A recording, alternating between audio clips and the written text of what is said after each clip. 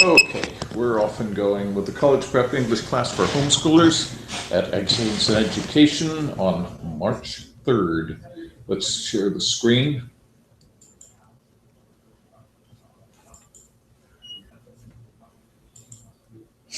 Okay, we've got a whole string of things to play around with today.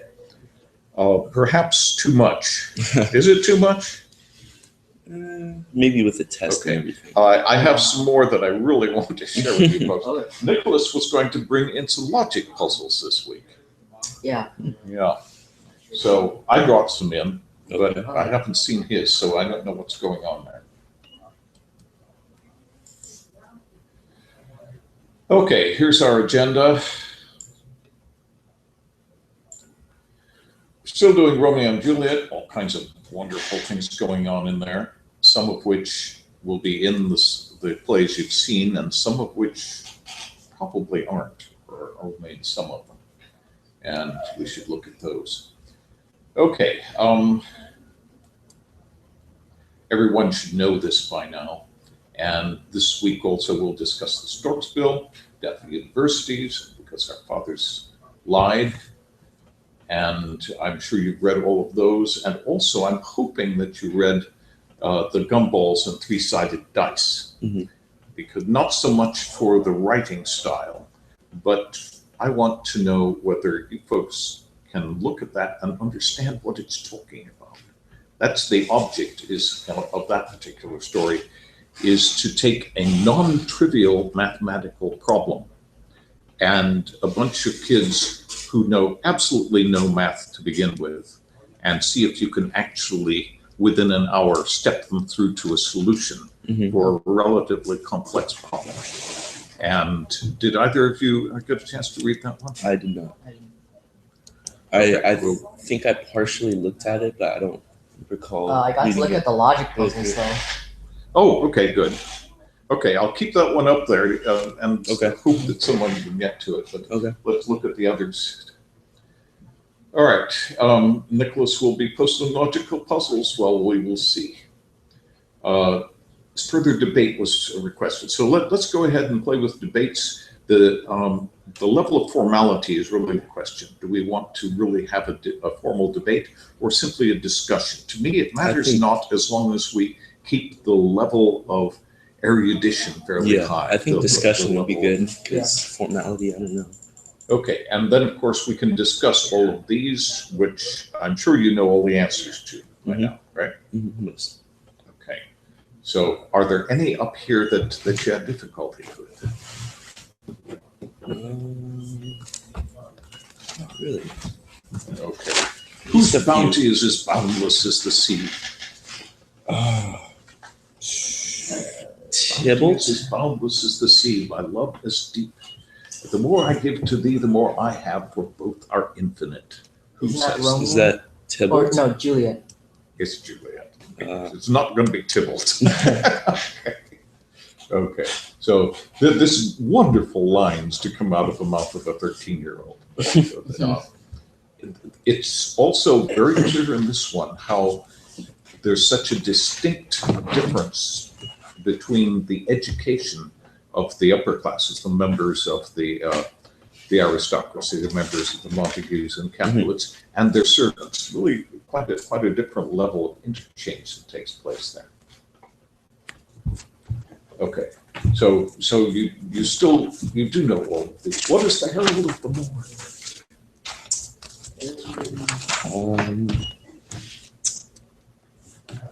What is it? Oh, that's the birds in the morning. Yeah, the lark, right? The lark, yeah. The lark, right. As opposed to the nightingale. The nightingale, yeah. Okay, those things I think are important. And we've got all of these wonderful things here, which I won't bother you with terribly, I don't suppose, but the language is so wonderful. Beauty too rich for use, for earth too dear. Who said that? Romeo? Romeo, indeed. About Juliet, what he says. And the dew dropping south. It's a little harder. You haven't made a point of looking these up. Mercutio, is it? You are absolutely right. Really? That's in the Queen Mab speech. Excellent. A rose by any other name would smell sweet. These are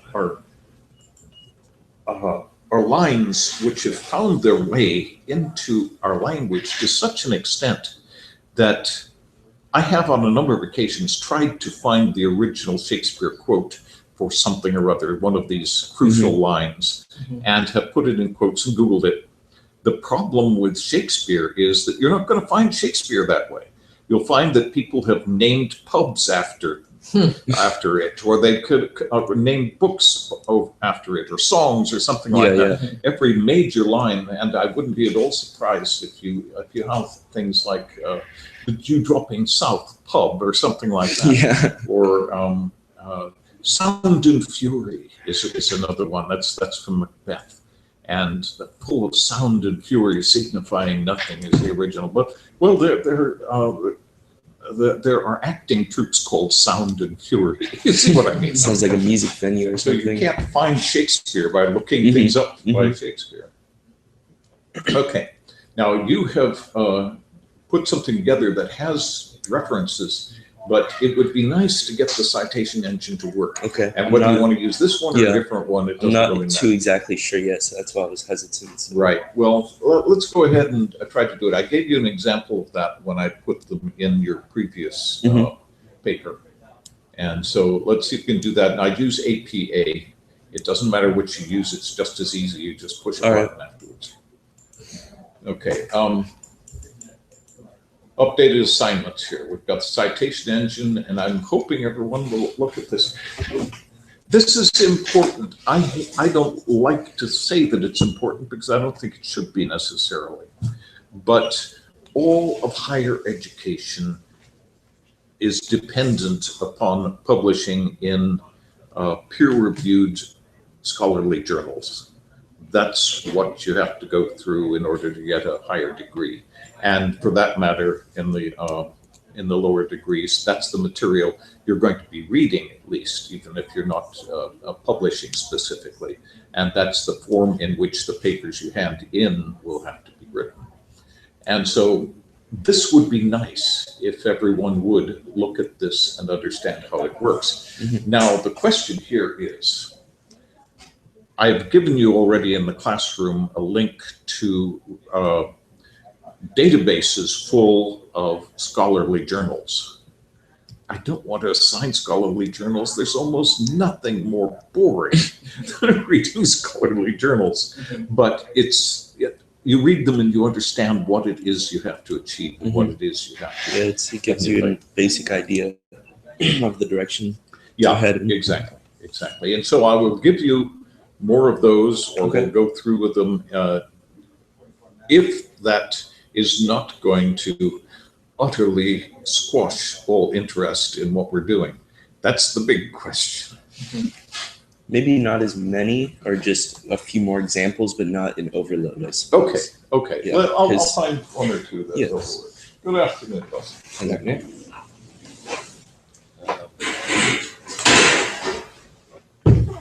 Okay, we decided to sort of skip over the test and give everybody a pass on it. Is that what we're doing? Yeah. Okay. I mean, it would save time, but we can still do some of it, I suppose. I mean, we could. Which, the test? Yeah, I mean. We can come back to this. Okay, yeah. If anybody would like to. I was thinking we could actually jump into the text a little bit and read some more of the street scene, for example. And I was actually hoping perhaps that we could finish it, but that's perhaps too much to expect. Okay. Articles to study. I've given you a number of articles to study, and I'm afraid I have to apologize for throwing in one of mine here. The Storks Bill is basically a mathematical article because it actually introduces us to some concepts which would be wonderful to implement with a program. We could write a program, for example, that can figure out the Fibonacci series, which you encounter in there, and also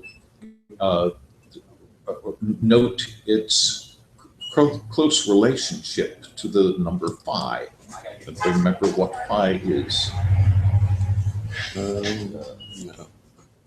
do not. Okay, 1.618033989 is basically, it's one of the irrational numbers, but it's a very unusual number. What properties, weird properties, does it have? All of you folks who have read the Stokes book.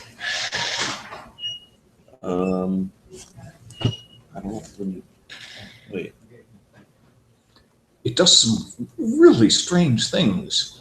I played with this initially with a calculator. I didn't have a computer at hand at the time. Anybody notice what year this was written in? Isn't it like? It was a while ago. 1980. Oh, wow. Something like that. Wow. Anyway, so but it's a fascinating number. If you take phi and square it, it looks initially as though you haven't done anything to it, because that same vast irrational number squared is itself plus 1. And if you take the reciprocal of it, what's a reciprocal? The opposite side. Yeah, like It's the opposites in the sense of it's the multiplicative inverse. It's 1 over the number. If you take 1 over phi, you've got phi minus 1. I mean, the same infinite series of numbers. I mean, that is really an odd thing. And if you take subsequent powers of phi, each next power in the sequence is the 2 previous powers added together. So phi to the 4th is phi to the 3rd plus phi to the 2nd, and so forth. And if you do it the other way, you take that phi minus 1 and take subsequent powers of it. Each one is the previous one subtracted from the one before that. Now, those are really, really very odd things. But the point of the whole thing, what is this, and what does it have to do with mathematics and phi? The fact that this plant knows. Well, it does sort of know, but in what sense? Knows something so complex that most don't know. Exactly. It's the ratios that come into to bearing on this one. And mainly the ratios that one finds within a pentagon. Now, with a pentagon, you've got a 5-sided figure. But if you take the side and measure that length compared to, it's not really the diameter, but it's the next 2 vertices. The space in between. Right. You have 5. You have exactly 5. And that pops up all over the place. You find it in flowers. You find it in apples. You cut an apple apart, you find you've got the pentagon in there. And of course, we have a pentagon with these because you've got 5 of these seeds in this little pond. Any other thoughts on that article? Any mistakes? Any problems? No, it was very well written. It was a challenge to the typesetters to try to put all that stuff together. I was just sitting there reading, and I was like, "Man, how is that even possible? Like, It is amazing. It is amazing. Now, the conclusions here. I thought we'd just take a quick look at the conclusions. If I can find it, did I put it in here? Death of universities. Storksville. Here we are. Now this, I didn't have it in text form to give you, so I had page scans. Okay, so is it not absurd to attribute these arrangements and constructions to pure chance or to gradual evolution, whose only goal is to maximize the organism's probability of survival? On the other hand, given the same master architect is behind this aggregate of geometric design, or is it meaningful to speculate on its nature or intent?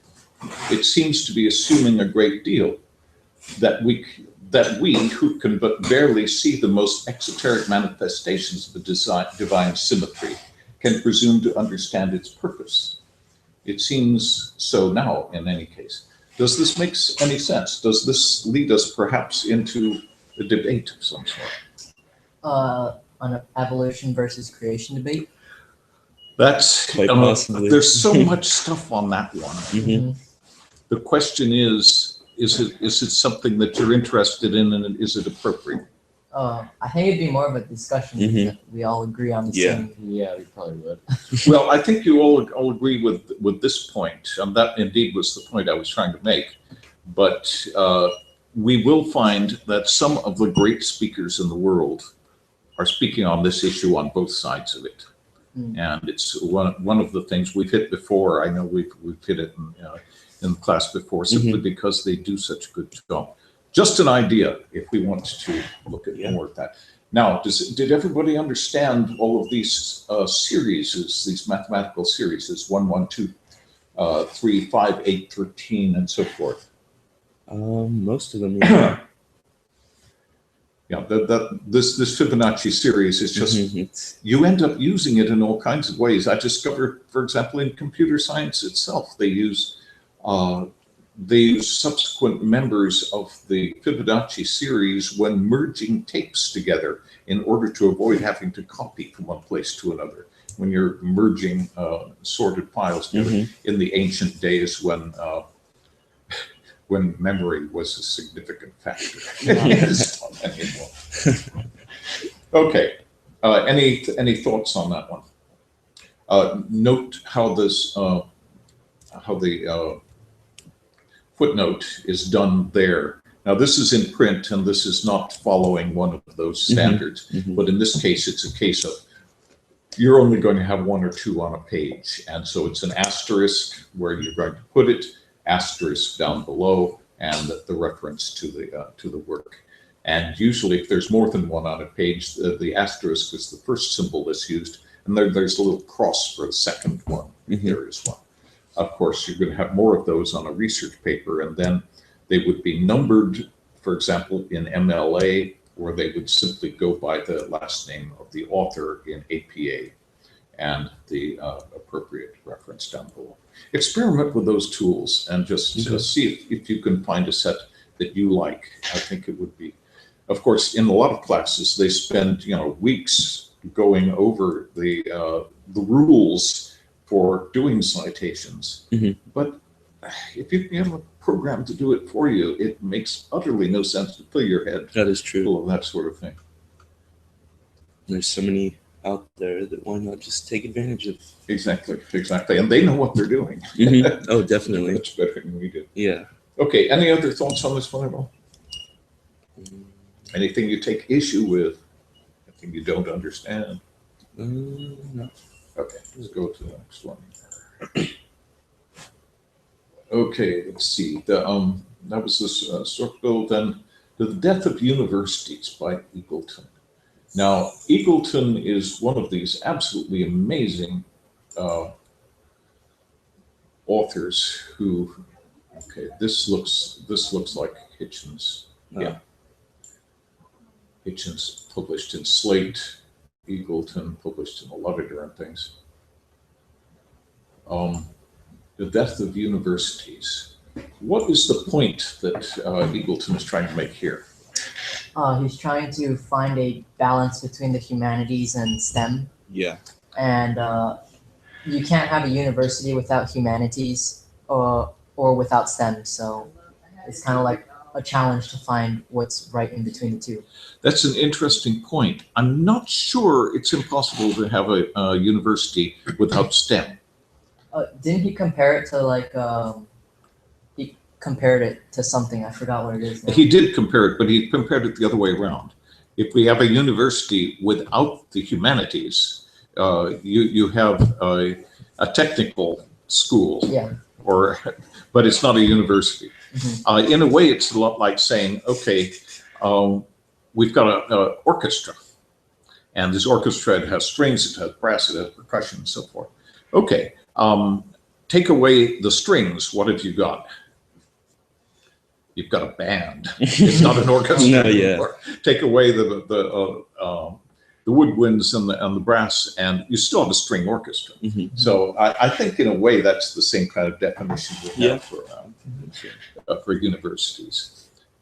But his language is universally and uniformly brilliant.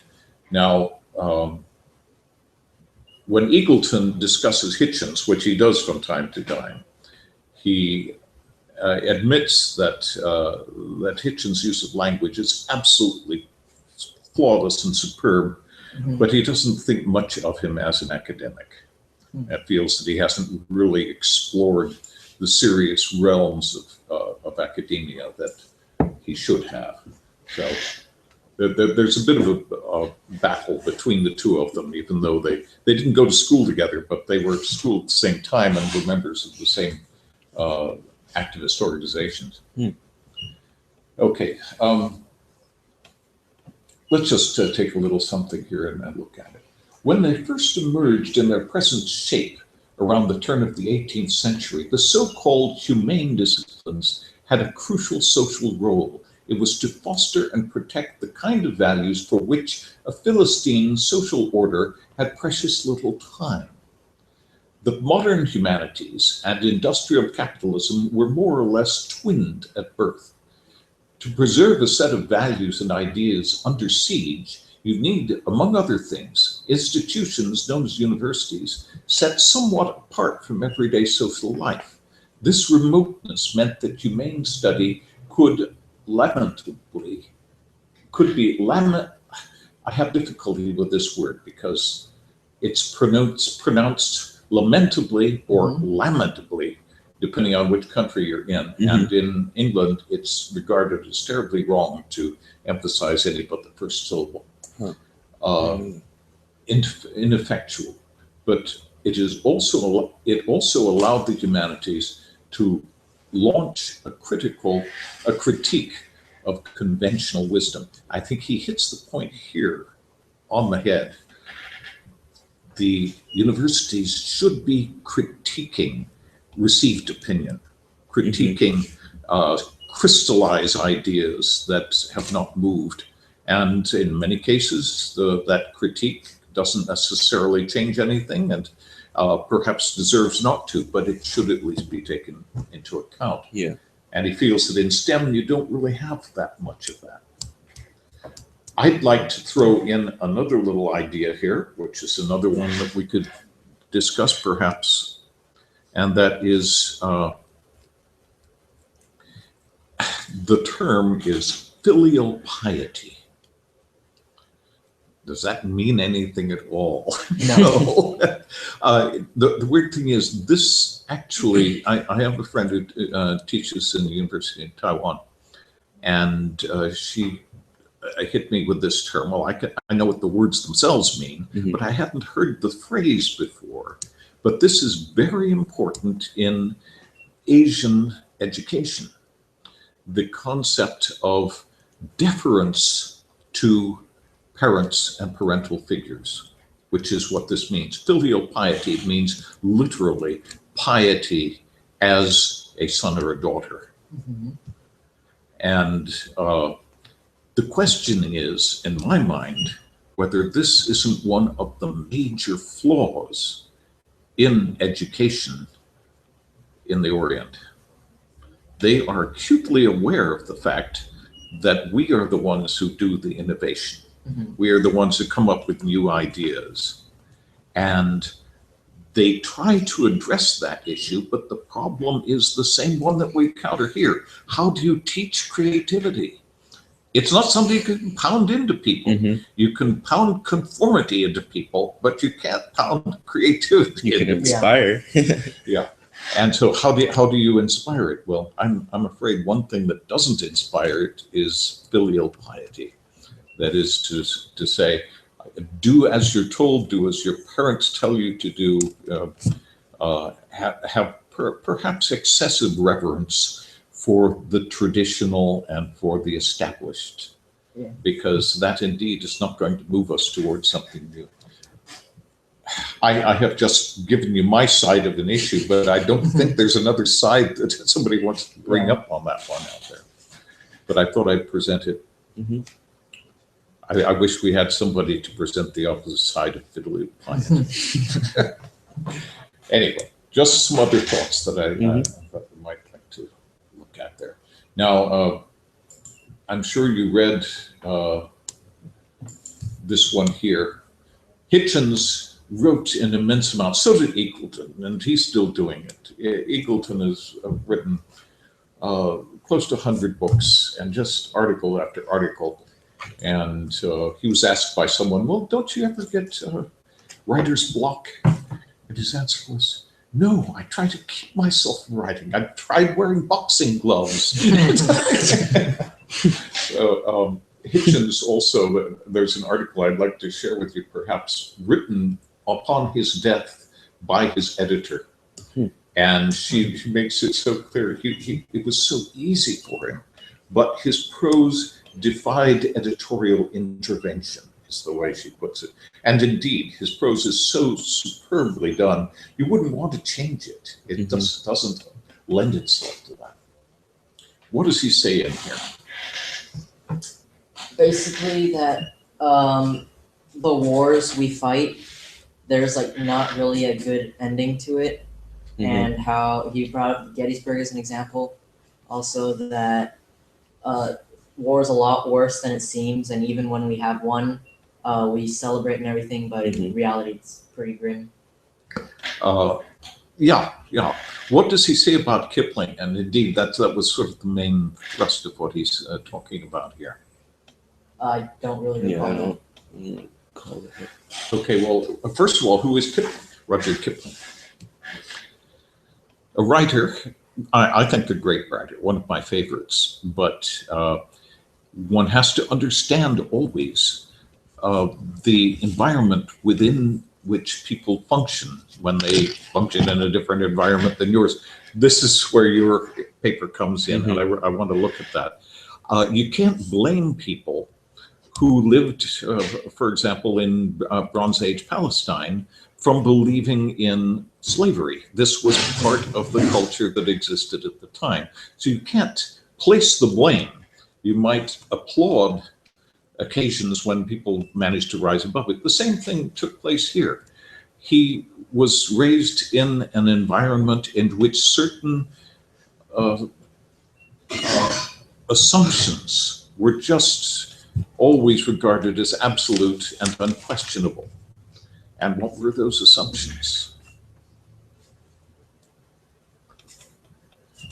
He was raised in an environment of the British Empire, in which the emphasis upon every man who went to school was to go through your Eton and Harrow and then go on to Sandhurst, which was the military college, and then go on to support the empire wherever they would send you. This was what everyone did, and he had such reverence for that, and it comes up in many of his other works, some of which are absolutely beautiful otherwise, but they have this assumption in them that this is the best thing in the world, and it ended up hurting him dreadfully. How did it hurt?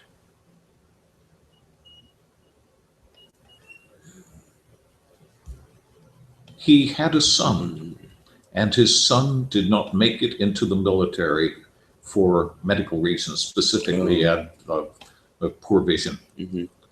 And Kipling felt so contrite about that, felt so bad about not having a son that he could offer up to the military. The military, says so specifically though to the empire, that he managed to get his son into the military by lying and pulling strings, and then he went off and died. And it's a terrible thing when you think about it. And then of course Kipling had to live with that on his conscience. One of the things that Hitchens himself points out, having been the son of a commander in the Navy, was he came across some poetry by Wilfred Owen, which I don't like particularly, but it was really very eye-opening poetry that asked the question, really, is it right? And the name of the poem was Dulce et decorum est pro patriam mori, which is Latin for "it is sweet and seemly to die for one's country." And it asks us, no, it's not.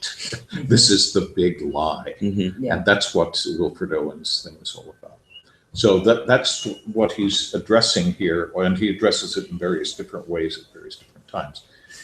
That might lend itself to debate. Possibly. Just thought I'd throw it out there. Yeah. Does anybody else have any other questions about this this little article? Not especially. Remember the structure of articles that our structure of papers that we've talked about. You've got your introduction, you've got your examples that are supporting your thesis, and then your conclusion at the end, the 5-paragraph essay and so forth. Did this fit into that category at all? Pretty big.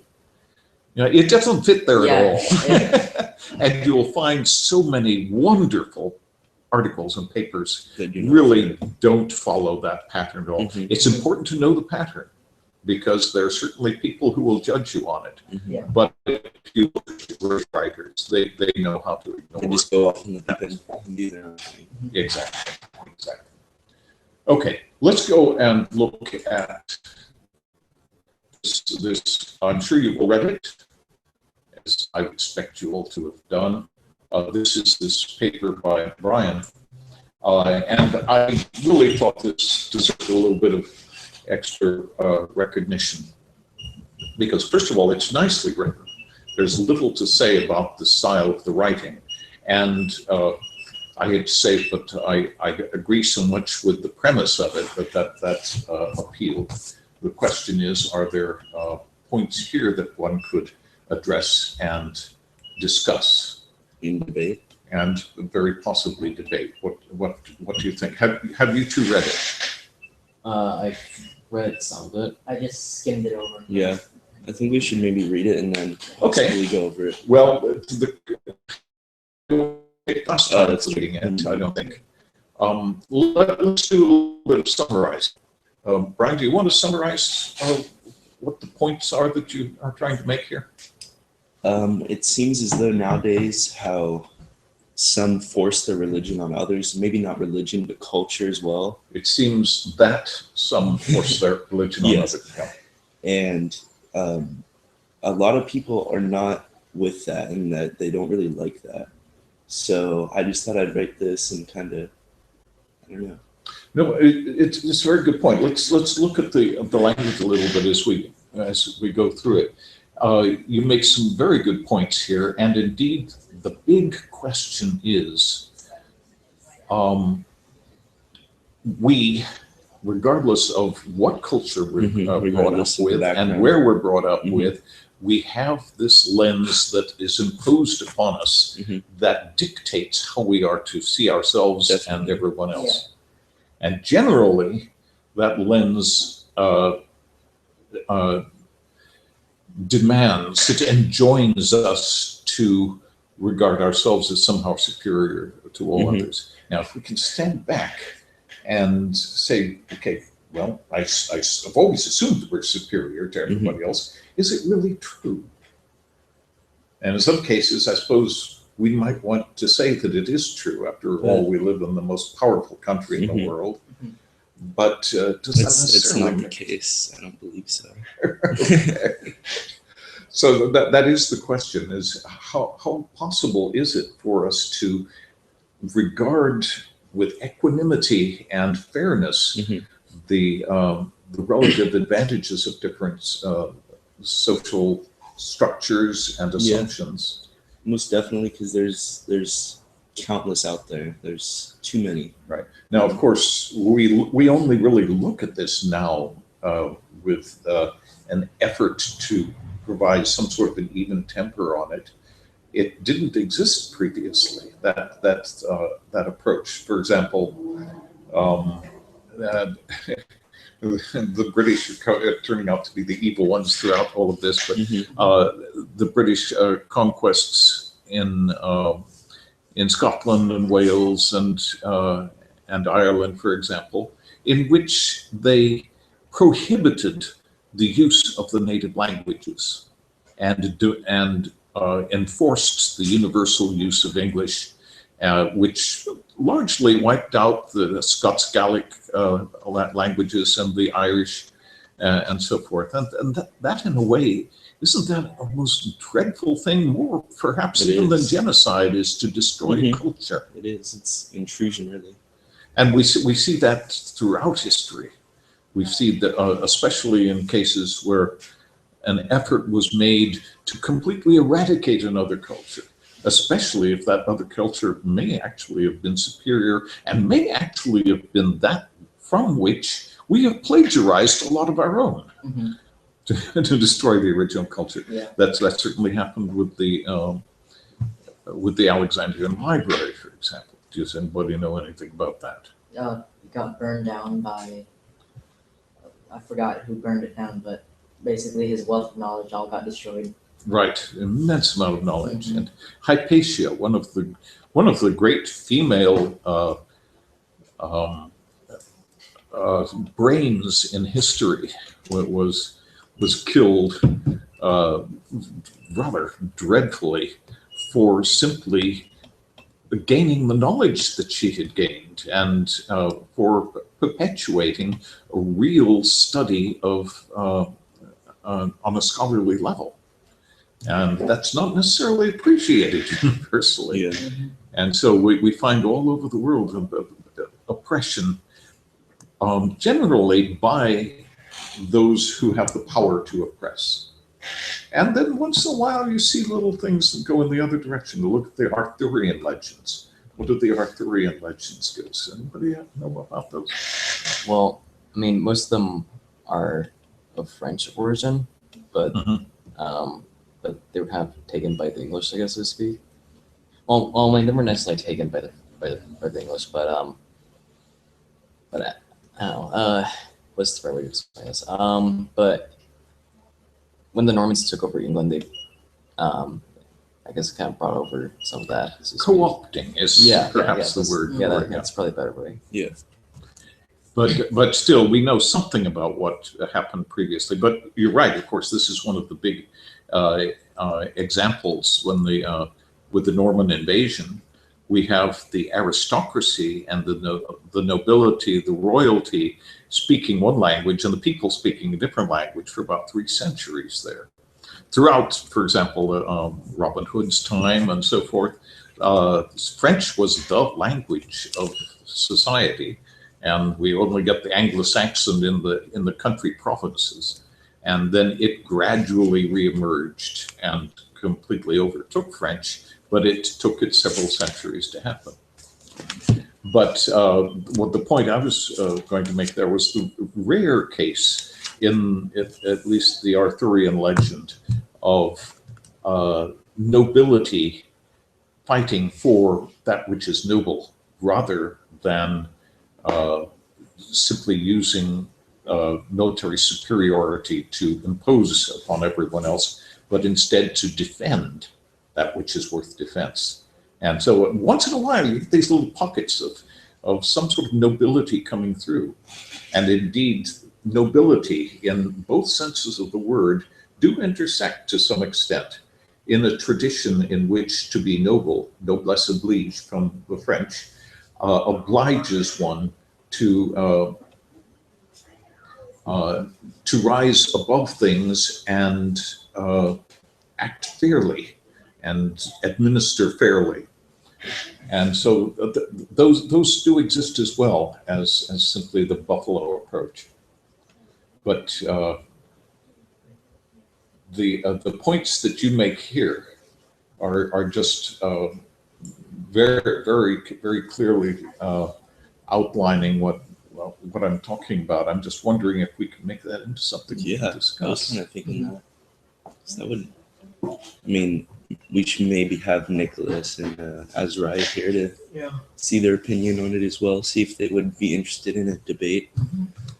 subject. Let's hope that we can do that. Mhm. We will find opposition if one were, for example, to make the assumption that it is up to the people to decide whether indeed a war is called upon. It's actually in our Constitution, though we've been ignoring that for the last century or so. Yeah. That only Congress can declare war. It's like, okay, we'll just have a war. You just won't declare it. Mhm. So that's one of the questions which I think is deserving of debate, and we see debated very poorly, I think, by our statesmen and our candidates. Anything that somebody wants to bring up here and apply to what we're talking about would be appreciated. Okay, any more thoughts on that before we go on to do a little bit, at least, of Romeo and Juliet, and then perhaps a little bit of exploration into the world of graphical mathematics. Yes. I'm good with that. Anything else? Oh, Okay, well, let's plow into some of the middle of Romeo and Juliet. So there's wonderful things there. And this we will wait on until next week. Mhm. I would appreciate it if you'd read it basically with the idea of saying, okay, starting with nothing, starting with no understanding whatever of what's going on here. Do you actually understand how we end up grasping the principles of probability and permutations, which are better words than are used in here perhaps, but the idea is if you don't know what you're doing, can you end up actually understanding this?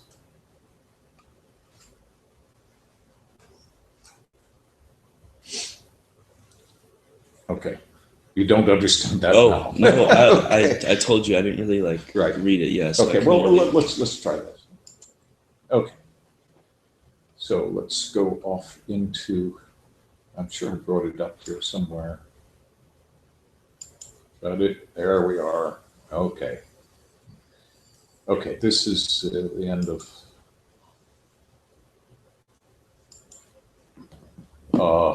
we have Mercutio being an unruly knave, which I think is a wonderful way to describe the way so many people behave at that age. Present company accepted, I'm sure. So what is taking place here? Romeo is talking to the nurse, and he tells the nurse, bid her devise some means to come to shift this afternoon. Why? Shrift would be the confession. And so why would he want he's telling the nurse to ask Juliet to come to confession this afternoon because there he's arranged to marry her. Okay. And Friar Lawrence is going along with this. Why? because he wants to see if he can unite the families. Excellent, excellent. That's exactly right. Okay.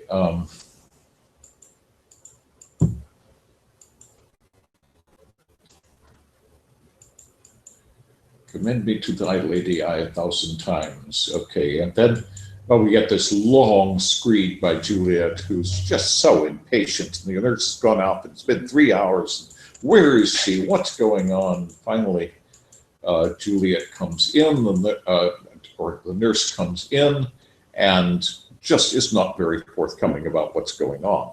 She's playing a game with Juliet. It's very cruel, but you have to understand the nurse here a little bit. This nurse has devoted her entire life to bringing up Juliet, and that's coming to an end. Yeah. And so she's sort of milking it a little bit. And so I have a headache. And then it said, then she starts explaining it. Your love says, like an honest gentleman, and a courteous, and a kind, and handsome, and that warrant of virtues. Where's your mother? Okay. Where's my mother? Why, she is within. Where should she be? How oddly thou replies. Okay. So anyway, we get through all of this bit here. Go off to Friar Lawrence's cell. Okay. And so they do get married, and Friar Lawrence gives them a bit of a lecture on things, saying that, you know, don't hurry into things so much. This is a dangerous way to do things. Trying to find out where. Here it says, these violent delights have violent ends, and in their triumph die like fire and powder, which when they kiss consume. The sweetest honey is loathsome in his own deliciousness, and the taste confounds the appetite. You realize what he's talking about here. Moderate. Long love does so. Therefore, love moderately. Long love does so. Okay. And so they go ahead and okay. Now we have a completely different scene. We've got Benvolio and Mercutio. What kind of character is Benvolio?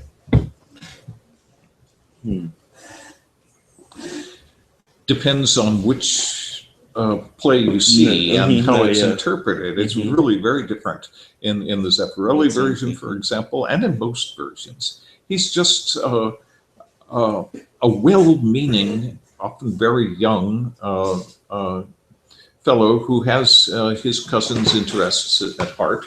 But in the original text, much of which is usually cut out, it turns out that he's rather a brawler himself. And he's accused by Mercutio of having picked a fight with someone who coughs too loudly in the street and wakes his dog with its bleat. And so if you look at the text, you learn all kinds of interesting things that don't come through the play. And indeed, that's what he's talking about here. Were I so apt to quarrel as thou art, any man should buy a free simple of my life for an hour and a quarter. In other words, if you insure my life, it would not be worth anything. Okay. Here come the Capulets. By my heel, I care not. All right.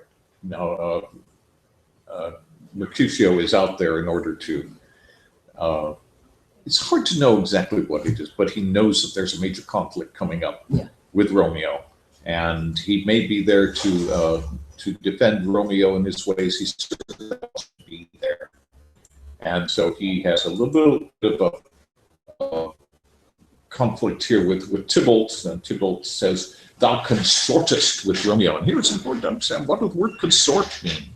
A consort is a group of musicians. It's also the verb to use for you hang out together. And so we've got both of those meanings in here. And he says, Mercutio, consort? What, dost thou make us minstrels? And thou makest minstrels of us look to hear nothing but discords. Here's my fiddlestick. Here's what shall make you dance. Zounds, consort. Okay. He's easy to pick a fight with, let's put it that way. And then Benvolio says, stop all of this, withdraw somewhere else, don't do it in the public streets, you're in trouble. And Mercutio says, men's eyes were made to look and let them gaze. I will not budge for no man's pleasure eye. So I'm not going anywhere. And then Tybalt says, well, I'm not interested in you folks anyway. Here comes the person I'm interested in. And Romeo enters. Now, what Romeo is doing out on the street on a day like this, it just doesn't make a lot of sense. Yeah. He spends all of his time in the past wandering around through groves of trees on his own, trying to avoid people. And now, what is he out there getting himself in trouble for? Well, you need to have that, I suppose, for the plot. And Tybalt calls him, here comes my man. But by my man, of course, he doesn't mean what Mercutio assumes. I'll be hanged if he wear your livery. In other words, all of the servants are wearing the Capulet servant costume and so forth. And so by my man is the assumption is that he's a servant, therefore in that servant costume, your livery. And then thou art a villain. And Romeo has no interest in being a villain here and says, the reason I have to love thee doth much excuse the appertaining rage to such a greeting. Villain am I none. Therefore farewell, I see thou knowst me not. You understand how that works, right? Okay, so he's speaking him fair is the way it's described later on. And Tybalt goes on, this shall not excuse the injuries that thou hast done me. Therefore turn and draw. I do protest I never injured thee, but love thee better than thou canst devise, till thou shalt know the reason of my love. And so, good Capulet, which name I tender as dearly as mine own, be satisfied. Beautifully said, isn't it? Nicely done. And Mercutio won't go for this at all, because it was just really giving in altogether. And Mercutio says, oh, come, dishonorable, vile submission. Oh, stoccata, carries it away, and he draws. Stoccata is a description of a specific sword thrust. Staccato, of course, in music is a rapid, quick note. Tybalt, you rat catcher, what do you want? In other words, shall we go at it? Tybalt, what wouldst thou have of me? And so Mercutio and Tybalt end up. Now, this is just a matter of about 16 lines or so in the original. And yet most plays, of course, we've got to have a sword fight. So they end up stringing the sword fight on with various different, very peculiar interpretations of what sword fighting at the time must have been. Tybalt exits after having hurt Mercutio, but he did it under Romeo's arm. So in other words, it wasn't actually in a fight in which Mercutio lost. It was Romeo coming between them, and then the sword under Romeo's arm managed to get Mercutio. And then we get these strange and interesting draw Benvolio, beat down their weapons. And so he goes in between them, and the princess hath expressly forbid this bandying in Verona's streets. Hold, Tybalt, good Mercutio. And where does it say that he hit him onto his arm? It's in the text here.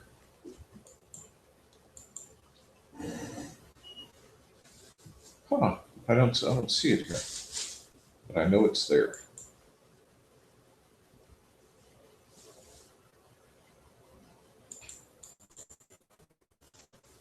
Okay, I guess Mercutio says it afterwards. A plague on both your houses, I am sped.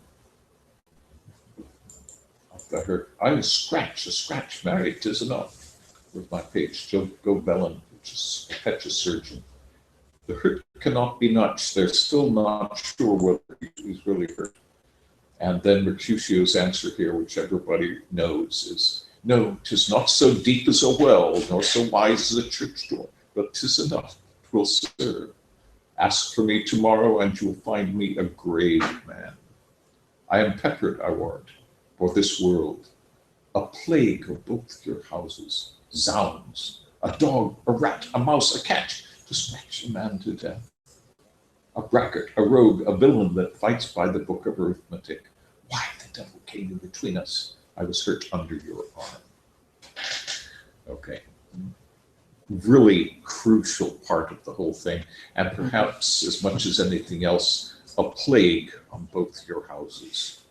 He curses the Capulets and the Montagues And of course, we know what happens. Okay, all for the best. And so this, of course, how is Romeo to look at this? Without his language, we don't really understand it. But when we hear what Romeo is saying, which is cut out of so many of them, this gentleman, the prince's near ally, my dear friend, hath got his mortal hurt in my behalf. My reputation stained with Tybalt's slander, Tybalt, that an hour hath been my kinsman. O sweet Juliet, thy beauty hath made me effeminate, and in my temper softened valor's steel. You all understand what happened there, right? He feels that he has not lived up to his manly duty. And then Mercutio's dead. That gallant spirit hath aspired the clouds, which too untimely here did scorn the earth. This day's black fate on more days doth depend. This but begins the woe others must end. Again, we've got more portents going on here. Alive in triumph and Mercutio slain, away to heaven respected lenity, and fire-eyed fury be my conduct now. What is lenity? Lenience. Lenient, but it's a wonderful word. Why did it fall out of common usage? And that's what. Use it next time you need the word lenient. Need more lenity. Okay, re-enter Tybalt. Of course, that's not the way it's done in many of the plays. Certainly not in the Zeffirelli one. He chases him down byway after byway, and finally discovers where he's gone. And then we have this, which of course cut down. Now Tybalt, take the villain back again, that late thou gavest me. For Mercutio's soul is but a little way above our heads, staying for thine to keep in company. Either thou or I or both must go with him. I'm sure you've all read this and you've read it many times, but it is a brilliant piece of work. It's absolutely marvelously done. And the wretched boy that didst consort him hence shall consort him here, shall with him hence. This shall determine that. They fight until it falls. Of course, that we stretch that out for 10 minutes of battling in various different versions. Now, it's important to realize here, Romeo must be a hell of a swordsman. He really wins every battle he goes into, including the ones that don't get into the play. Okay, and here, perhaps more than anything else, oh, I am fortune's fool. He realizes now, he knows the portent was there, he's already recognized some consequence yet hanging in the stars shall bitterly begin his fearful date with this night's revels, and here it comes. He knew it was happening, and now he knows it's going to happen. And it's his knowledge that it's going to happen which makes it happen. It wouldn't otherwise. When Balthazar comes and tells him that Juliet is dead, then he turns and says, what does he say, anybody? Then I defy you, stars. And then he arms himself and he buys the poison. And then he goes racing off back to Verona. And if he didn't do that, everything would be fine. But it's his defiance of the stars that causes it to happen. Okay, shall we leave it at that for now? Okay. Does anybody have any questions on this absolutely wonderful play? Question is, what do we want more of this, or what should we go on to next? This specifically, like of Romeo and Juliet, well, or just this format of more literature? Shakespeare. Okay. Well, we actually haven't finished this, and there are all kinds of wonderful things in there, but they take time to go through. Definitely. And I'm sort of hoping that you folks are going through it, but it takes class time to do, but I think it's worth the class time. It is. I think so.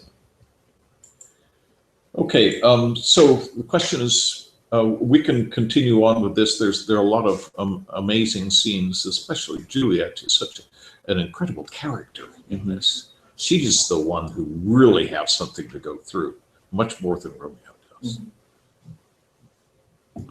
All right, let's go on to other things that we were working on, and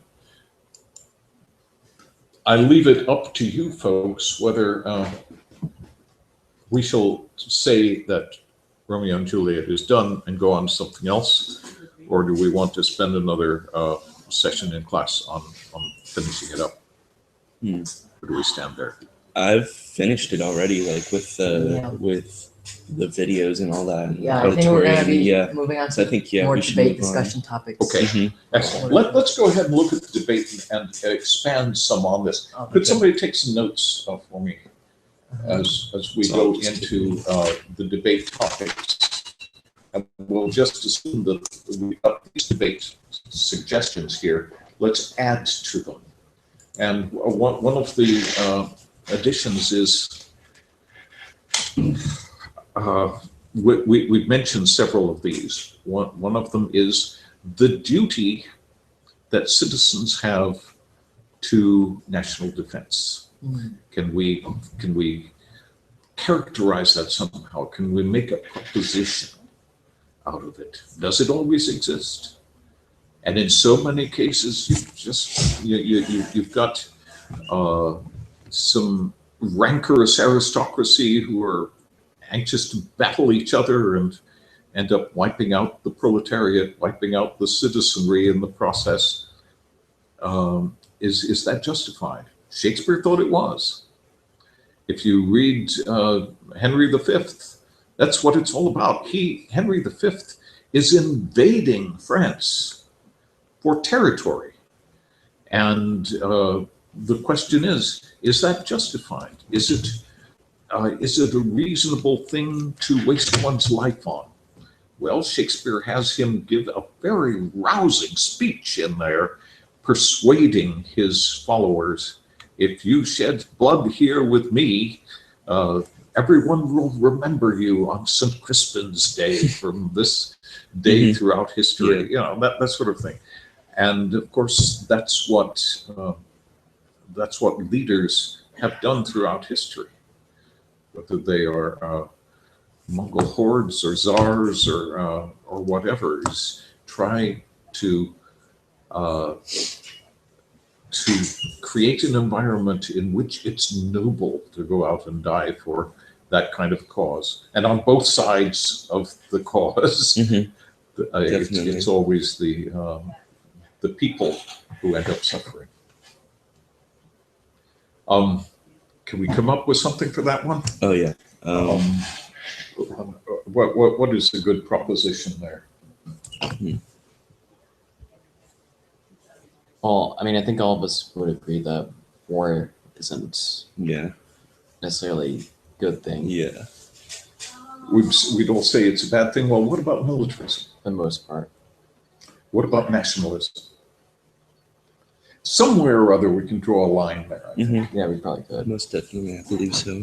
One person I'm tempted to suggest some readings by is Albert Einstein. This is against my rule in a way because, of course, his first language German, and so these would be in translation.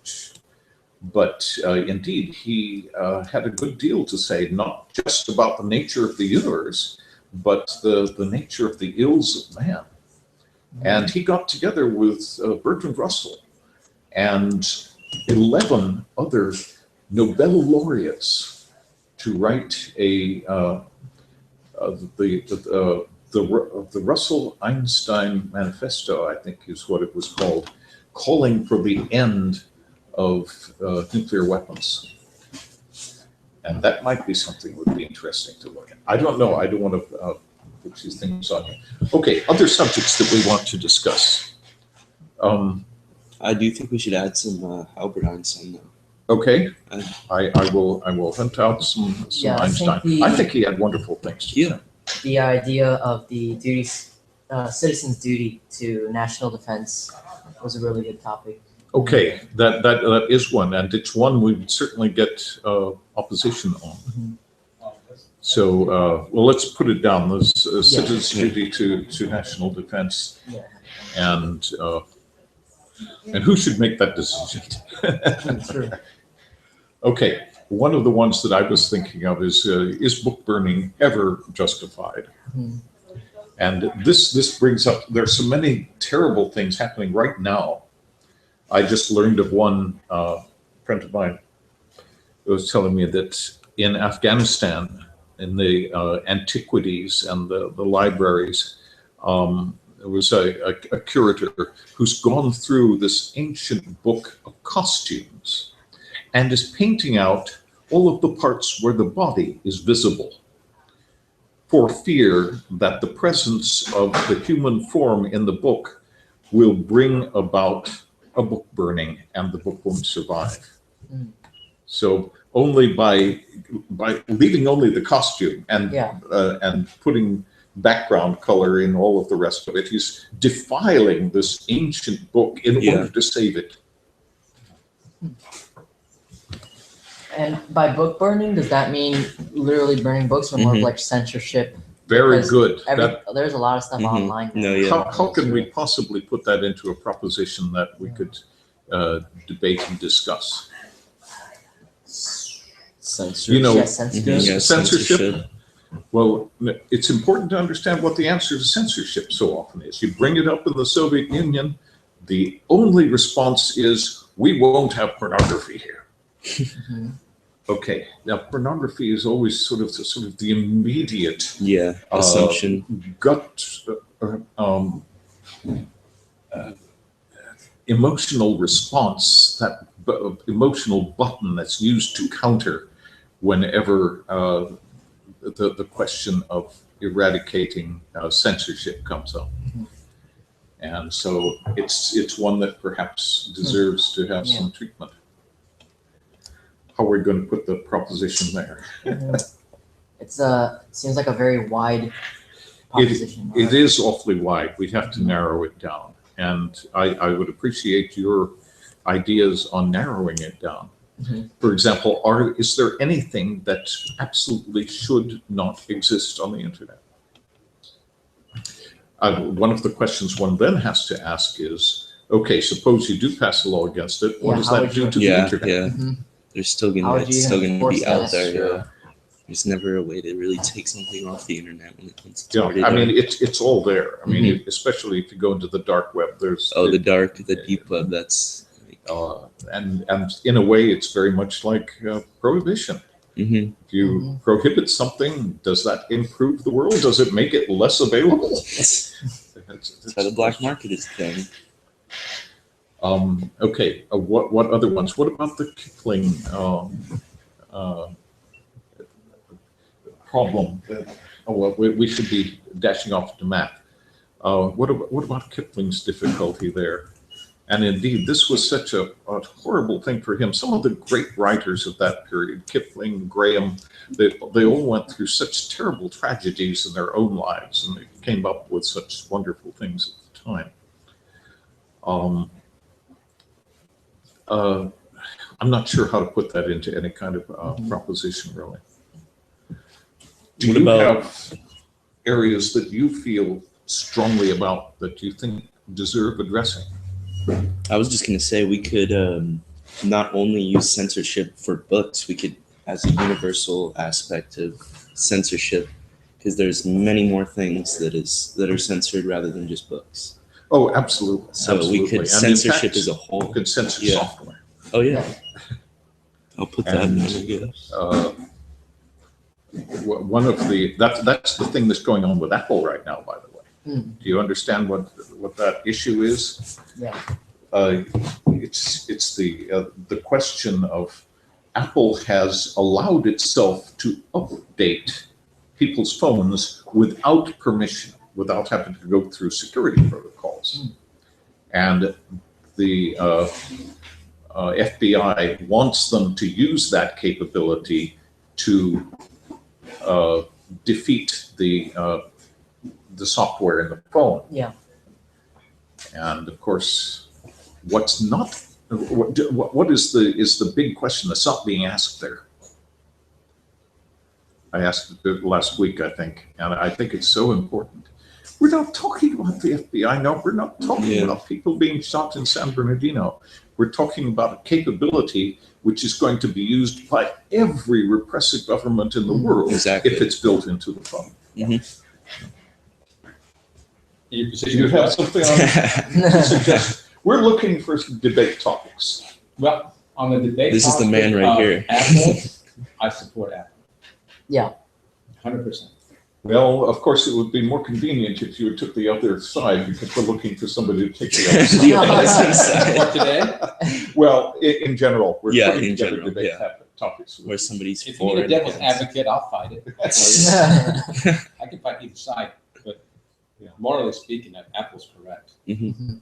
Absolutely. No, I think that if the FBI wants to get the phone and try to crack it themselves, more power to them. Which will be good, especially if Apple responds appropriately by fixing its flaws in its security as a result. Oh, they can do that by adding just a 6. See, the whole thing is San Bernardino County is at fault because they blew it with their sloppiness. It was a phone owned by San Bernardino County.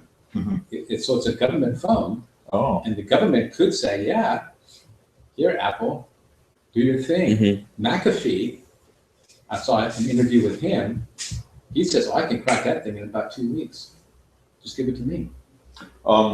That's what Snowden said also. It was crackable, but it would involve some tricky hardware stuff. But someone like McAfee, whose whole life is about security, I'm sure he knows how to do it. Yeah. So there's ways to do it without violating the Constitution. It's true. So this is where my constitutionalist comes in. Absolutely, and the Constitution is worth reading. Yeah, it's true. Okay, we've got a few things up there. We should go off into the world of math a little bit today, and I don't think that our screen sharing is going to work when we jump over here into Python. Shall we end? We'd have to switch to the different screen, but we have so many, these are totally different screens, and each one we'd have to shift to. Gotcha. Right. So let's see what we can do anyway. We will continue to have the agenda up there. Oh, I've got something going on there. I don't remember what. Let's just take a quick look at this one. What I really wanted to do here was inspire you folks with the wonder of what goes on inside of writing a program. In order to write a program, for example, so many things can be happening there. Well, I think the easy one is to start by just telling it, do this, then do that, then do that. And not worry about stopping and asking questions or looking to see what it sees and trying to interpret visual input or something like that. And so here's a little one, if I can figure out how to get into it. Okay, this is now. Let's go ahead and write it. It's not a long program, and actually this has more red stuff in it than it has black stuff. What I mean by that is everything after one of these symbols when you're writing a program in Python is explanatory. It's simply, I'm trying to explain what's going on here. And so it's just the stuff on the left, and that's fairly straightforward things. This little module here creates a twig. And this little module here creates a leaf and fills it in. It's not a big deal. And what you're looking at here, as far as the code is concerned, is a little above your heads at this point. Just a little bit. We'll hit that fairly shortly. But I really wanted to show you what is possible by with just some little things like this. Understanding, for example, that twig draws a twig, but more specifically, after it has drawn a twig, it calls itself, telling itself to draw another one, which of course calls itself again to draw another one and goes on to infinity. Let's see what it looks like.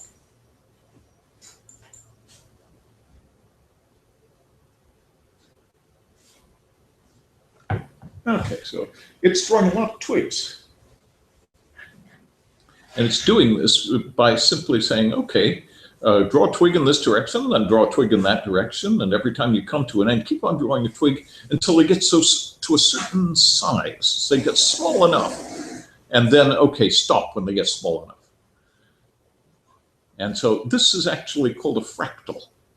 And there are some neater and easier ways to do fractals than this, but I'm not going to waste your time watching the whole thing sit here develop. But this is basically the twigs without the tree. Mm-hmm. And if we let's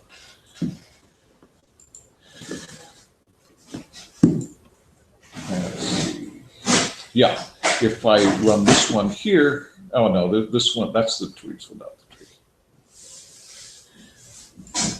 The leaves aren't wonderful. Oh, this is a different one. I wrote that last one. This one I just went out there and found yesterday, and it's really rather clever given that there's so little to it. It doesn't do much of anything, or at least doesn't look like it does. Let's see what it does.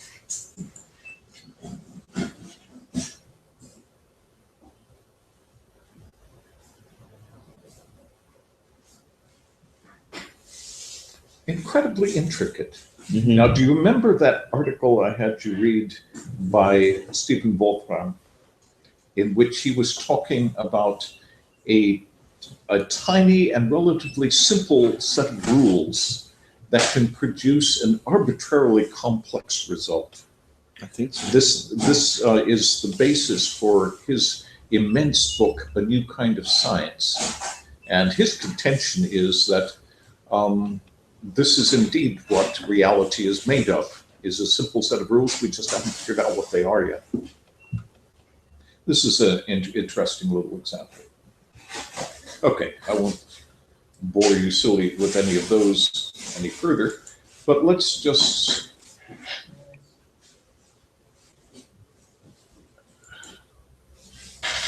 go back and look at the code that's producing that. This is all there is to it. Very, very simple, but what's happening inside of it is f is some sort of a function that receives a length and a depth. And then if the depth is 0, it draws the length. Otherwise, it calls itself several times and then points itself in different directions. And then we're calling f, giving it the length of 500 and a depth of 5. We can play around with those numbers and see what goes on with it. But what I'd like to suggest is let's just do some simple stuff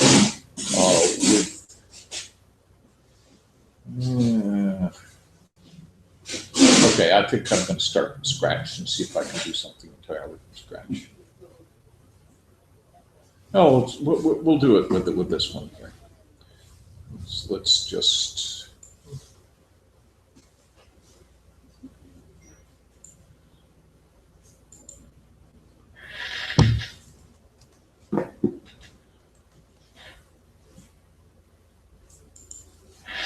I'm just going to comment that out, so I'll leave it out there so that I can refer to it if necessary. What I really want to do is say, it looks as though the pen is down by default. Let's just say draw 100. Now let's say forward 100.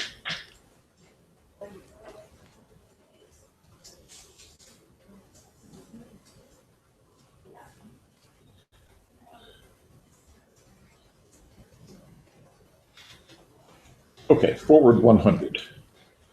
And that's all it's doing. Now, notice here I'm writing a program rather than just working in the interactive mode. I haven't really played with the interactive mode in graphics, but we could experiment with that. Let's just see what happens if we run this. Now, I'm going to, first of all, do a file, save as.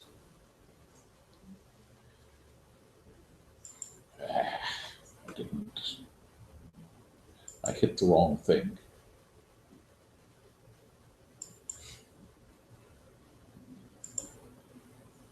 Simple fractal.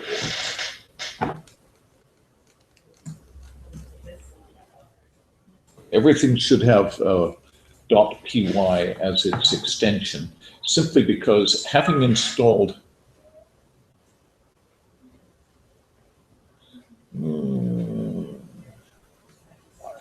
I'm sorry, it's just taking time. Because if you have the software installed, it will automatically run it. If you simply go into the operating system and say, run it, it will run it. Let's see if this will actually run.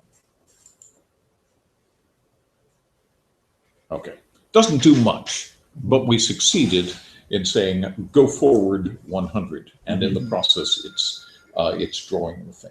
Now, if I go back into my program here and say left 90 degrees, you know exactly what that's going to do, right? And then forward 100.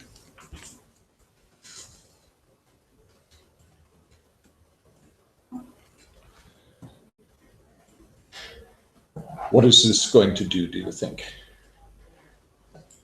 Go left at 90 degrees and then forward at 100 degrees. 100. Yeah. So what is it going to look like on screen? Like, Which way would be left on the screen? Well, it's going there, so turning left is going to go up, Oh, right? yeah, up. Left Okay. yeah. And then it will draw another one. So let's just run it that way. Okay. Now this is called a syntax error. Oh, there is no. And it means that I've done something wrong, and this, you can see what it is. I left out my left parenthesis here. And this software is very nice about telling you what you've done wrong. Mm-hmm. Other software, other languages are not quite as friendly as that. And this is one of the reasons I think this one is so good. Okay, so you know what's going to happen here. Mm-hmm. Let's do something a little more complex. Okay, we've gone right 100 and up 100. Yeah. Mm-hmm. Okay, let's do something a little more complex, and then I really want to take just a moment. Oh, blast! I managed to take us all the way to the end here. Yes. Okay, I know you folks can't wait, and so I apologize. I was going to, if you have the patience to, 2 minutes, I think is what I need. I think we can draw one. Have you ever played with those string art projects? yeah. Mm-hmm. We could do one of those. All right. I mean, 2 I- minutes is 2 not a minutes bad is idea. fine. It's not. I think actually I may have, yeah, this will serve dual purpose. I'm going to go into our classroom. Okay. Go into this. This is our programming classroom, and I now want to take a look at some of the things that I put up here.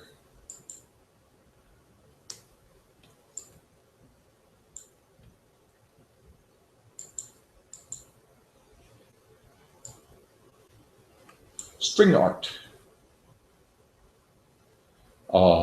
This is a program I just did hour before class today.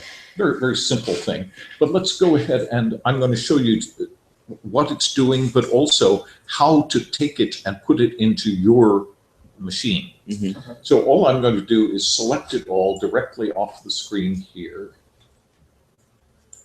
And Control C to copy it. Mm-hmm. And then we will go into the Python idle editor, and we'll say File, New File, gives me a blank screen, Control V to paste it in, and then File Save As. Mm-hmm. Okay, I wanted to show you that because that's really what we'll do all the time with the handouts that I'm giving you. I'm putting them in a directory called class progs. You can put them in wherever you want. But this one then is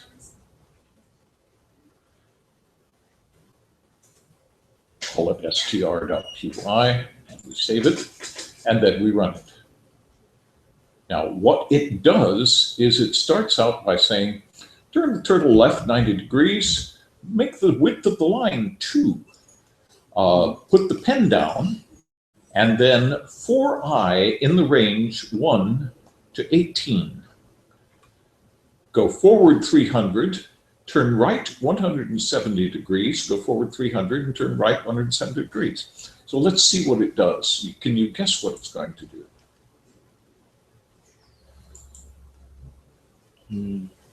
Let's see.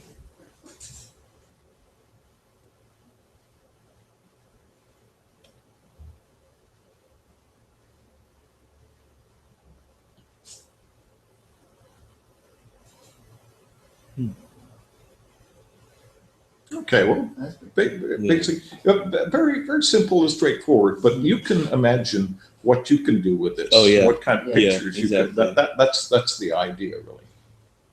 Okay, any questions on that? Do you think That's you'll all be pretty able cool, to put this into your own systems and experiment with it? You'll find a number of little example programs there, most of which have very extensive documentation explaining what each line does. And then give me some ideas on the kinds of things you would like to do. Let me just show you one little thing as you are leaving. With the shell though, can you do other things besides turtle graphics? Yeah. Oh, absolutely. Shell graphics is one tiny little thing it Okay. can do. Among many other things, you can say, go out onto the web and grab a whole page and bring it back. Okay. And then go through it and pull out all the email addresses, pull out all the links, take out all the pictures and put the pictures in. Yeah, you can do anything you want with it. It's got all kinds of wonderful capabilities. Let me just bring up one more thing while we're closing up here. And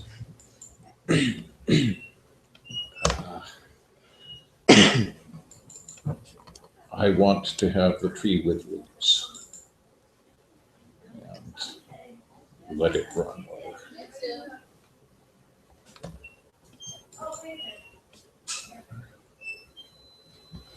Okay, just thought you'd like to see that. It's a very simple program, but this one does something similar to the twig, but every time it gets to the end, it draws a little circular leaf. So,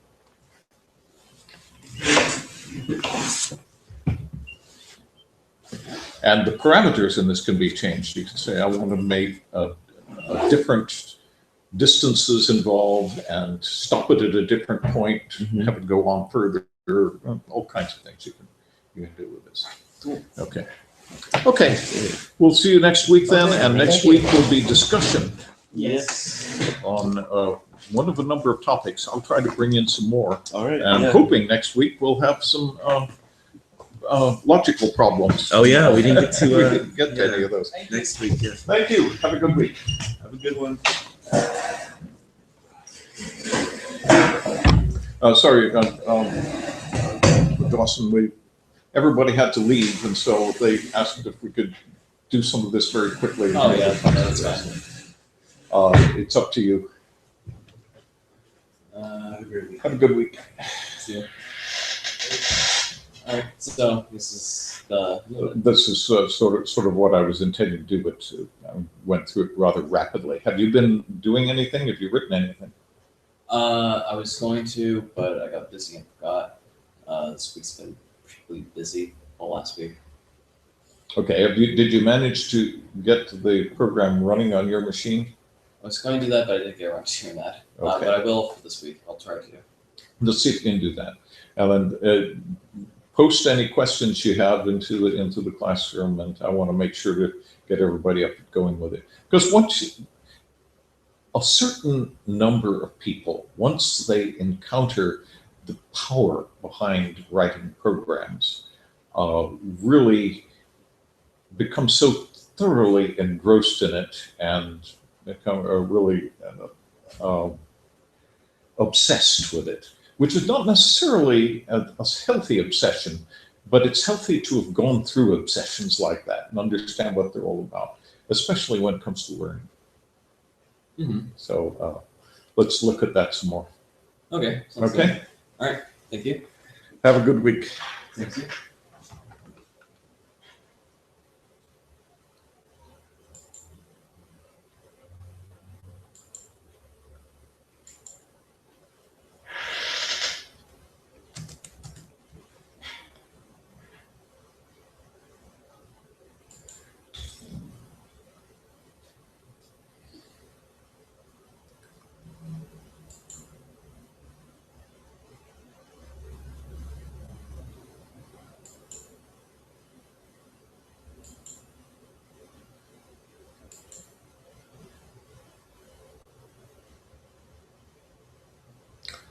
Okay, we'll bring today's class to an end, although I suspect the last part of it was not particularly easy to follow since the screen capture didn't follow what we were doing.